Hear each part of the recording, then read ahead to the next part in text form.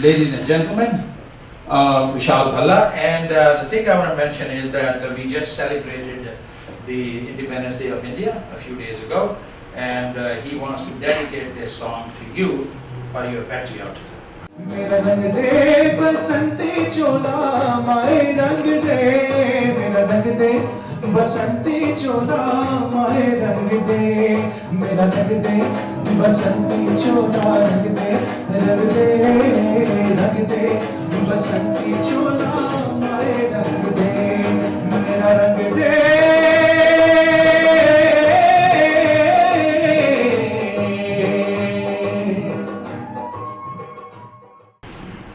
At this point, I would like to call upon Gunjan Rastogi to give her opening remarks.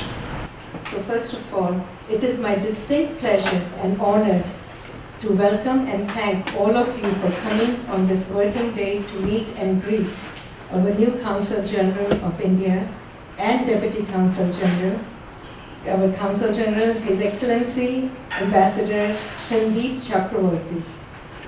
The ancient Hindu scriptures, Upanishad, describe the importance of a guest with these words, Atithi Devo Bhava.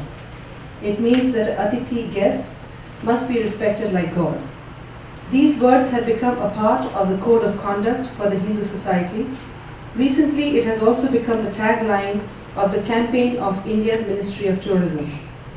Atithi Devo Bhava is a social awareness campaign that is aimed at providing the inbound tourists a greater sense of being welcomed to the country as special guests. In keeping with the spirit of these words, we extend our heartfelt and heartiest welcome to our special Atithi tonight, Ambassador Chakravarti, as he embarks upon his 3-year tenure as the Consul General of India in New York. We extend this welcome not only on behalf of the Bhalla family, but indeed the entire Indian community in the tri-state region. Mr. Ambassador, we wish you great success during your tenure and assure you of our total and unwavering support. We also would like to welcome our guest of honor, Deputy Consul General of India, Paramita Tripathi. Welcome. The New York State Assembly has sent a special honor citation for our ambassador. I want to extend our warm wishes and to the ambassador, and I wish you only good things and good health and a long, happy stay in New York. So welcome. The other thing I just want to say is running for office is a difficult chore, but what makes it all worthwhile is when you meet people like Ratna and Verinder, who introduced me to all of you, who have taken me into your home, and I'm a fast learner. You can see I'm the only one without shoes. I took my shoes off, left them over there, and thanks to Ratna, I carry this with me, this card with me, wherever I go, because nothing bad can ever happen to me as long as I have this. I will get you one also. So again, thank you all so much. I appreciate you welcoming me here, and again, I extend you wishes and happiness and health. Thank you.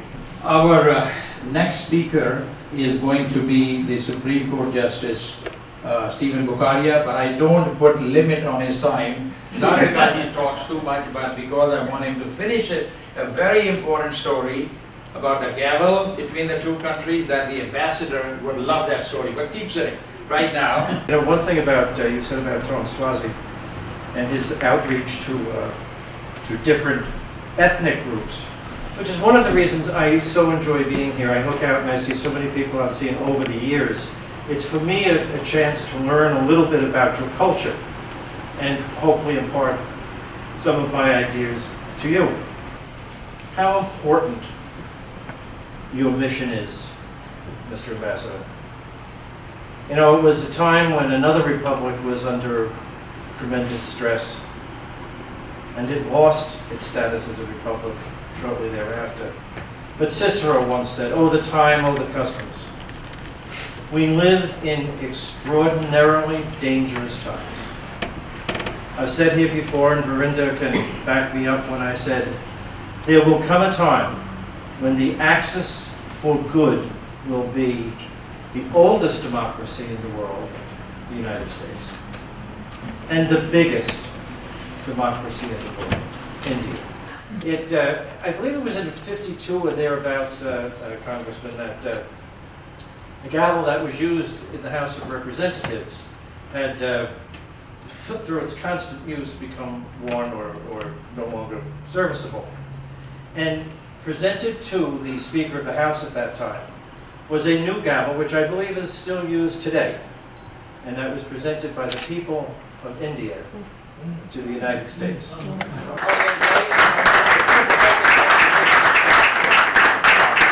Now I finally invite our beloved Congressman. And Deputy Counsel General, I want to welcome you here to the United States and out to Long Island. We're so happy to have you here this evening. And Ambassador Chakravorty Ji. I'm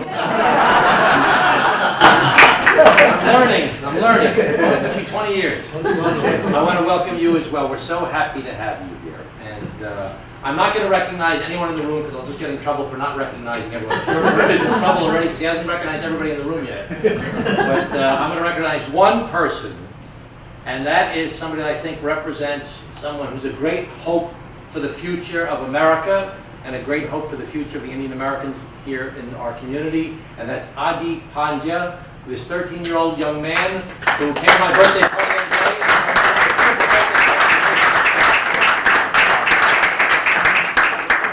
So let me just first tell you, Ambassador, that the Indian American community is so important to us here on Long Island, in New York State, throughout this country, certainly in my congressional district.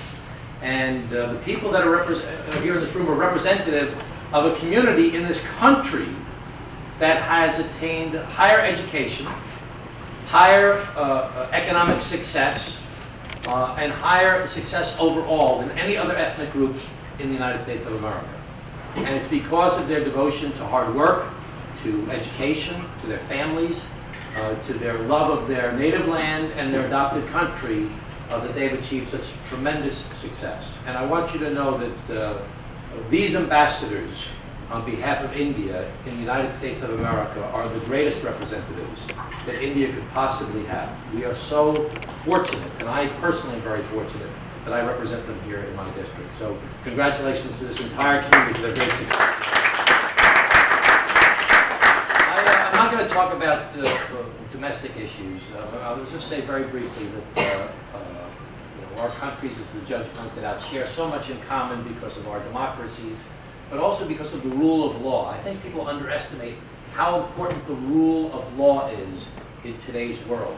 And so few countries respect the rule of law as India does and as the United States of America does. And we share so much in common as far as our values and the respect for individuals. And I'm more and more convinced of that all the time. Now, neither country is perfect. We both have histories of discrimination. We have challenges in America today, unlike, I can't imagine that we're dealing with the challenges we face right now regarding discrimination in our country. And I'm hoping that it's a small group of people that's getting a tremendous amount of attention, some attention from high places, unfortunately. But I believe that America's character is so strong that we will overcome this as we've overcome it in the past. And we will continue to fight to try and make our country represent the promise that it is not only to the people of our nation, but to the entire world. We want America to return to its place of being a beacon of hope to the entire world for the ideas of freedom and equal protection under the law and a love of liberty and respect for the individual. Our country is founded on the concept that all men and women are created equal. Not all men and women with a green card, not all men and women with a passport, not all men and women of a particular race or a particular language or a particular background. All men and women are entitled to be treated with human respect and dignity. And it's our challenge, not just the elected officials, but the people in this room as citizens who have adopted this country that they love and have achieved great success, all of us to work together to make sure that we aspire to make that promise a reality for this country and for the entire world. And I think we're all committed to do that.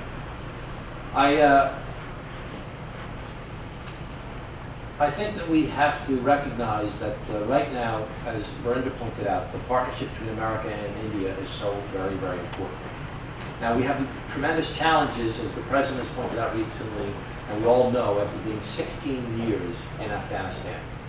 And I visited Afghanistan as part of my role as a member of the Armed Services Committee and the Foreign Affairs Committee.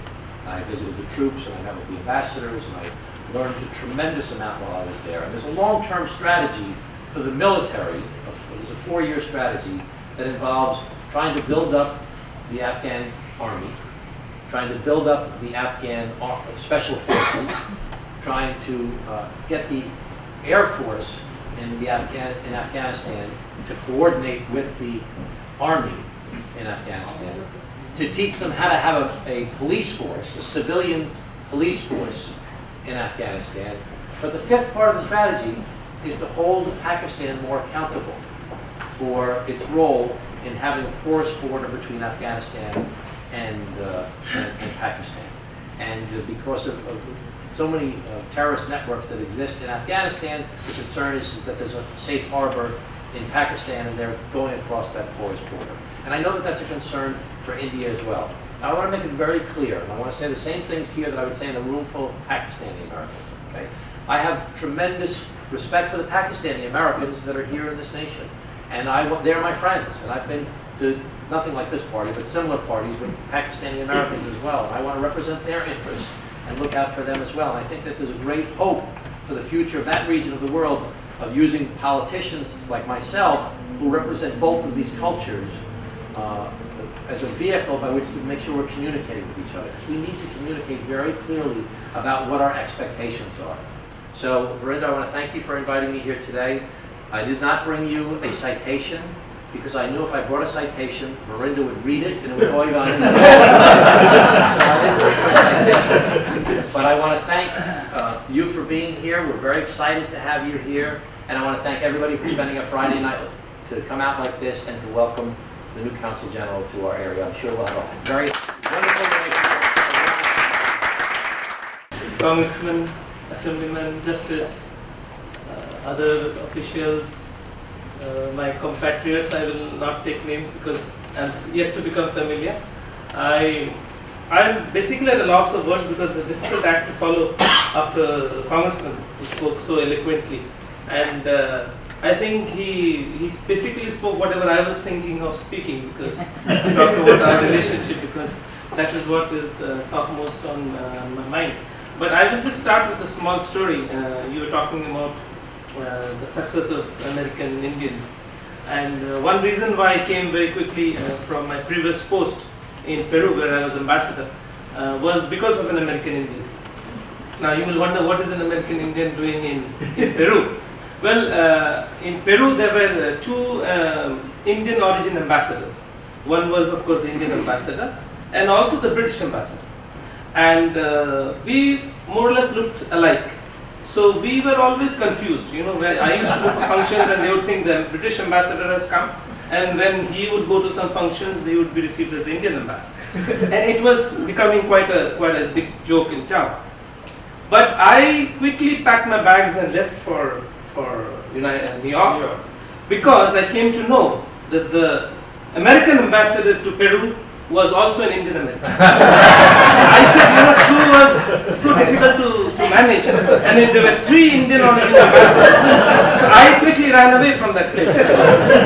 And when I went to pay my farewell call to the ambassador of Peru, the president of Peru, he said, you know, Ambassador, I'm sorry you're leaving, but you know, we will not miss India because American ambassador is in India. In fact, his name was also very Indian. His name is Krishna Urs. I don't know if he has been confirmed by Senate, but he is about to go there to Peru. So, you know, India and American Indians are all over, and they are all very distinguished, and I fully understand why they are so well rated and so much appreciated all over the world, and of course in India. When we were growing up, you know, you said, Justice said that you know, India has given their best to this country. And when we were growing up, we used to hear this term called brain drain, that all our, you know, the best brains of India have gone abroad. But you know, soon they started giving back to the country, and then we started calling it brain gain. So I think there are a lot of brain gainers here, and we are so proud to have them. I fully endorse and support your sentiments, Congressman, because I believe that this relationship of India and the United States is the most important relationship. It's a relationship for the future because, as you said, instability or what we call as intolerance, extremism, and very violent extremism is taking over large parts of the world. And I think India is a good example because 1.3 billion people of diverse ethnicities, language, religions live in relative peace, and I think that's a huge stability factor in the entire world. I would just take a few minutes. I know I'm giving the vote of thanks, but I'm taking you away from dinner. But I came across this publication only yesterday. It says India matters for America, and America matters for India. And we have always been familiar, or we are always familiar with the role of America in India. Means American companies are there in India, and American investment is there in India, and we are familiar with the role of America in India. For instance, there are 2,000 American companies invested in India. It is the largest number as compared to any other country in the world. But now the narrative is changing. India is investing in the United States, and India is creating jobs in the United States. And Indian students are contributing $5 billion every year to the American economy. We have 200,000 Indian students studying in the United States, and a large part of it in New York State. So I think, and this story is not known because for various reasons, we are not very good in marketing, and we are not very good in publicity. But I think the story needs to be told. And I was with Lieutenant Governor the other day, and we were discussing, and we thought it would be a good idea to invite Governor. So only yesterday we sent an invitation letter to Governor Kumar to visit India. So we'll be working on that visit. And I take this opportunity to invite you, Congressman, to India. You do let us know.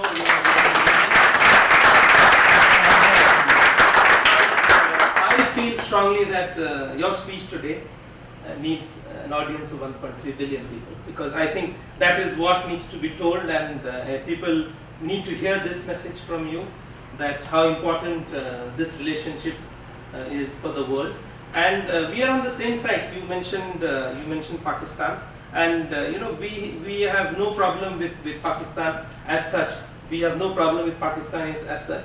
What we have a problem is with the ideology of violence and terror. I think that has no place in modern world. And unfortunately, India has been a victim of terrorism from the 80s, and we had been crying hoarse that terrorism needs to be tackled. And unfortunately, for various reasons, the world didn't pay attention till 9/11 happened. And after that, the whole story, the whole narrative changed. And today, India finds so much of support from other countries, and India and the United States are working very closely together all over the world.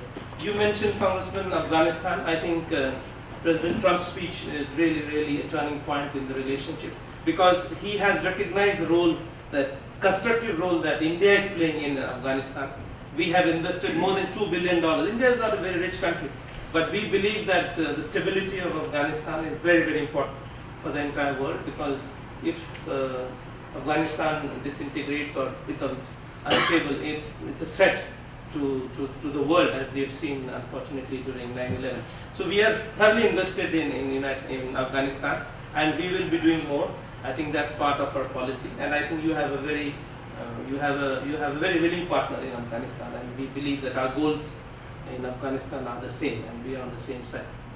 I would not like to get too much into our bilateral relationship, but I think that it enjoys bipartisan support, whether democratic or republican. Our curve is only going upwards. The trade has increased, and investments are increased. Our companies, we were trying to do some maths about how much we have invested. Indian companies, and when I'm talking of Indian companies, I'm not talking of American Indians who have invested. I'm not talking of our friend who is in the perfume business. I'm talking of Indian companies who come here and invest, and it's more than $15 billion US. And we still don't think we have a full count of what's happening. So I think that exercise we are involved in now. But it's a huge relationship, and I think more and more Indian companies are looking at the US market. They want to come and invest here, because I think from the United States they want to reach out to the world. And nowadays trade cannot be one way, or only trade is not enough to generate prosperity. We believe in investment related trade. So we have to be American, and we have to then sell in America. I think that's the philosophy which is guiding our business leaders. And Congressman, we would like to work with you. If you offer us facilities, we would like to invite investors from India to come and look at your constituency, where we can do work together. I think that's something we can work with your office. And of course, when you come to India, we will make sure that you meet with our top business people. Mr. Allah mentioned a few names, but we will try to make a very successful visit, so that when you come back home, you can show to your constituency what the relationship with India would mean to them. I will not extend my speech anymore, but I just want to thank Mr. Bhalla, because I think a lot of people have spoken about many of his qualities, but another quality of his is persistence and long reach. Like, he reached me before I even, more or less, I think he knew I was posted here, so he reached me in Peru. And I had no. He called the British ambassador first. And frankly speaking, I didn't know you then. Yes. Okay. And then it took me some time to even respond to his mail, and before I could respond, I had another one. So he is very persistent, and I think that's a fantastic quality we have. And when we were growing up, our parents gave us many values. But one of them was, of course, persistence. I still remember my father used to tell me the story of the spider who was trying to build a web, and every time it would fail, and finally he could make. I think he is like the spider. He tries and tries. He has now made such a big network. I won't call it a web, but he has made such a fine network with such fine human beings and leaders like Congressman and Justice and Sabina. And I am grateful to all of you for being here today. It's a long weekend, I know that. I think you've made a big sacrifice. But I just want to say that the doors of the consulate is always open, and please connect with us, and we will try to help you in whatever way we can. Thank you very much. This was a wonderful event. It's so important that we emphasize the American-Indian relationship, not only here in the United States of America with our Indian American citizens and residents who are so successful and have achieved so much, but our relationship with the country of India and the country of America, because together we're the most important partners in the world today to try and promote stability and the rule of law and freedom and respect for individual rights and democracy. We need to enhance that relationship every day going forward to make this country, this world, a better place. नमस्कार, आज हम Indian American voters forum के एक programme में आए हैं वीरेंद्र भल्ला जी के यहाँ, और मुझे देख के इतनी खुशी हुई है कि इतने सारे eminent Indians and prominent Indians various field से, चाहे वो व्यापार हो, चाहे वो बिजनेस हो, चाहे डॉक्टर्स हो, लॉयर्स हो, म्यूजिशियंस हो, आर्टिस्ट हो, सब यहाँ मौजूद हुए हैं। और उससे भी ज़्यादा खुशी की बात है कि कांग्रेसमैन टॉम स्वाजी यहाँ हैं, असेंबलीमैन टॉम मैकेरिफ यहाँ हैं, जस्टिस भी यहाँ हैं, और सब में कितना प्रेम और सद्भाव है, और सब एकदम ऐसे नहीं लग रहा है कि हम लोग डिफरेंट कम्युनिटीज़ को बिलोंग करते हैं। बहुत अच्छा लगा। और ये जो काम वोटर्स फोरम ने किया है कि इंडियन अमेरिकन्स के अंदर जो वोटिंग राइट्स का कॉन्शियसनेस जनरेट किया है, और जो इलेक्टेड लीडरशिप है या जो इलेक्शंस में लड़ रहे हैं उनके साथ जो रिलेशनशिप उन्होंने तैयार की है, मुझे लगता है ये बिल्कुल काबिल तारीफ़ है। और ये हर जगह करना बहुत ज़रूरी है, क्योंकि आप लोग यहाँ रहते हैं और आप वोट देते हैं, इसलिए आपके जो रिप्रेजेंटेटिव आपका काम करें, ये बहुत स्वाभाविक है।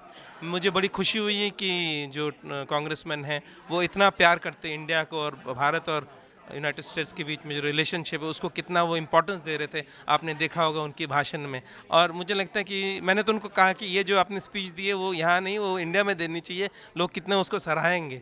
तो मुझे बहुत खुशी हुई है वीरेंद्र भल्ला जी ने जो काम किया है, उनके साथी जो लोग हैं उन्होंने जो काम किया है, जो वोटिंग राइट्स की कॉन्शियसनेस जो इंडियन अमेरिकन्स में जनरेट की है, और ये जो गैदरिंग इन्होंने कलेक्ट की है absolutely top class Indian professionals. वो मुझे लगता है उनको भी बहुत अच्छा लगा होगा, कांग्रेसमैन को, असेंबलीमैन को, जस्टिस को, और उन्होंने सब ने इतनी तारीफ़ की है। तो इस तरह के कार्यक्रम में पार्टिसिपेट करने से हमको भी बहुत अच्छा लगता है, क्योंकि बहुत ज्ञान मिलता है, बहुत समझने में आता है, और सबसे बड़ी बात है लोगों से परिचय होती है। तो मैं बहुत शुक्रगुजार हूँ वीरेंद्र भल्ला जी का कि आज के कार्यक्रम का उन्होंने जो आयोजन किया। धन्यवाद।